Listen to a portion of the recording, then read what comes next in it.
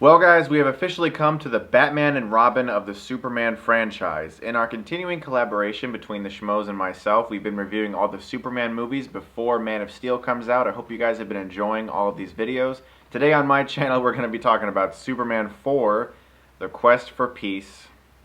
Take it away, Schmoes. All right, Chris, thanks for having us back on your channel. Sorry it has to be for these circumstances. It is Superman 4, The Quest for Peace. Christian, I know you can't wait to rip this movie to shreds, so before we do that, I'm not going to give you your dessert till he eats his vegetables. Here's the good things about The Quest for Peace. John Cryer's in it, a young John Cryer. We get to see him. There's a guy named Nuclear Man. It's about ending the world of nuclear weapons, which is a good theme for kids to see. And it's got Christopher Reeve in, unfortunately, his last turn as Superman. And go ahead. You listed no good things. You listed absolutely no good things. Yeah. This was the last one that poor Christopher Reeve did. That is a negative. John Cryer, a young John Cryer, is a good thing. Nice hair, dummy. And his stupid voice was horrendous. Nuclear Man, that's the best. Out of all the comics, Nuclear Man? Are you kidding? It's a really thin silver lining. You gotta really look hard to see. You know what's weird is that this was probably the movie I saw the most in my childhood just because it was on more than all the other ones. So I'm most familiar with Superman 4, The Quest for Peace. And I think that when people look back on the Christopher Reeve Supermans, this and Superman 3 infiltrate their heads too much because of how campy they got. I'm gonna defend The Quest for Peace in this regard, is that I always feel bad for movies when they have this big epic thing that they want to try to do and then they have these budget constraints because they had to cut so many corners in production. Having said all that, the plot, the script, everything about this movie is really stupid. It's bastardizing everything that Superman originally stood for. I don't feel bad for any of this movie because it's the idiot producers that decided, oh, we're going to be cheap and cut corners here. I mean, everything with this movie is cheap and horrible. The story is horrendous. It's so stupid and ridiculous. It's a bad Saturday morning cartoon. It's the Batman and Robin of the series. It's Spider-Man 3. It is crap, a fart box on wheels, a stink pile with a piss platter and a fart served on the side. It is so bad, it makes me angry. So you liked it? Yeah. No, it sucks. And here you go. So right away, you're in space. You got the Russians. Superman's flying around. He helps the Russians. And then you're back into Metropolis. You're with Lois Lane. And guess what? Some kid gets pissed off and says, oh, we got to stop the nukes. And he sends and he doesn't send an email. I wish he would send an email. He sends a letter to Superman. And Superman decides he's going to get involved and gives the worst speech you've ever seen ever in the UN and said, I'm going to get rid of all the nuclear weapons. It really did take kind of a cue from like Rocky 4, it looks like, where they watched Rocky 4 a year early and they're like, oh, this could kind of, maybe this healed the United States and Russia, so now we'll make a movie trying to end nuclear weapons. It's so dumb. Yeah, the John Cryer scene's ridiculous. He plays Lex Luthor's nephew and he's horrible to watch. And then for the 87th time, Lex Luthor breaks out of prison and decides he's going to steal a strand of Superman's hair. All right. Yeah, why isn't Lex Luthor like in solitary Hannibal Lecter confinement at this point? He's really good at breaking out of jail. Oh, so dumb. And then he basically takes a piece of the hair, puts it with some crap into a nuclear weapon, gets Superman to throw it into the sun, and then Dolph Lundgren with a wig comes flying out. Nuclear Man. It's the voice of Gene Hackman. Yeah. And Nuclear Man comes back, and you're right. Of all the villains that Superman could have fought against, we got to deal with this guy. Not only do we have to fight him on planet Earth, we got to lock him in a damn elevator shaft and then throw him to the dark side of the moon, which is where this movie belongs. They duke it out, and then Superman comes back, then Nuclear Man comes back, and then Superman's got to go to the moon, and then Superman has to move the Earth's gravitational. He moves the moon. Remember the first one we flew around the Earth, and it's like, wait, what? Now he moves the moon. I don't care what planet you were born on. Adrian Peterson could not move the moon. The special effects also in this movie, Planet of the Dinosaur looks like Inception. Don't you dare talk bad about Planet I'm not. I gave it a compliment. I said how good it looks compared to Superman 4. Superman 4 is an abomination of a film. It's horrible. It was a cheap grab for money. It made it really ruined everything that was great about 1 and 2 because that was the one that was fresh in your head, and it killed it for years and years and years. But again, using the same thing that we've used in the past, had this crap box never happened, we would have never got the evolution to where we are now. Trying to spin a positive here. It's horrible. There's nothing positive except the fact that Christopher Reeve is in the costume, so I'll give it a half out of 5. I'm going to give it a solid schmo because if you're a little kid, you learn that nuclear weapons are bad and that they can cause a lot of destruction, and that you're reaching, I gave it a schmo. You're reaching. I gave it a Schmo. I like Christopher Reeve. What do you want me to do? Chris, thanks for having us for this one. This is like literally, I felt like we were all being tortured and waterboarded watching this thing. So thanks for having us at your place, Chris. I'm sorry he broke everything. I'm sure Stuckmann did as well. So thanks again, and then make sure you check out on our channel Superman Returns, which we'll be reviewing on Tuesday. Better than The Quest for Peace? Not hard. Really nothing about this movie works. In every way it was a complete failure. And all you really gotta do is do a little reading about this movie and you'll see that they were trying to make something possibly good.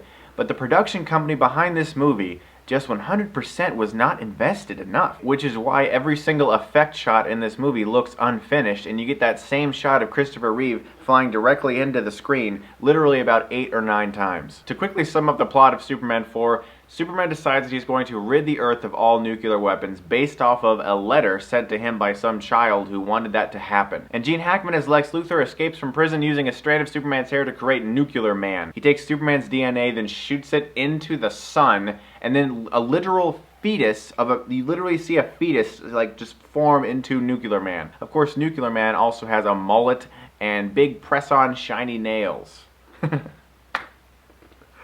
Oh boy. Right from the beginning, this movie is idiotic. I can deal with the whole there's no sound in space, but movies will sometimes have sound in space. Like Star Wars, I get it. There's really no sound in space, but you know, I would prefer to see X-Wings going than just silence. You know what I mean? But Superman rescuing an astronaut and then just speaking Russian to him and flying away and everything, it's all so stupid the way this movie starts. It's terrible. Okay, but that's just some one little thing, alright? Every scene in this movie is so idiotic. The way Lex Luthor creates Nuclear Man in this movie is by taking a strand of Superman's hair. He steals it from a museum and then uses the DNA to create Nuclear Man. Now when we're introduced to this strand of hair in the museum, a tour guide is going, "Look at Superman's strand of hair.